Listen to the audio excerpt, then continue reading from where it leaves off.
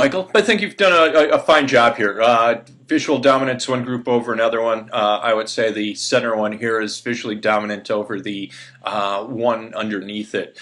Here, it's really hard to say which one is dominant, and I would like you to label which one you think is dominant. I think that the one in the center gets our attention first.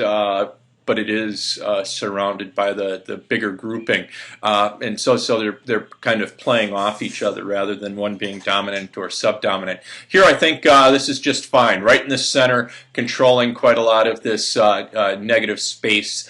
These other ones moving our eye off to either side. So this one I think is for a single element quite dominant. This one isn't as dominant but still works as the dominant element. Single one on the top controlling quite a lot of the composition, and then our eye following down through the layout here.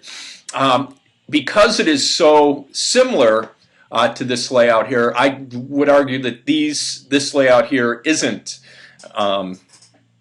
about visual equality. That again, this first one, because of its position, much like this one here, is visually dominant over these other elements, and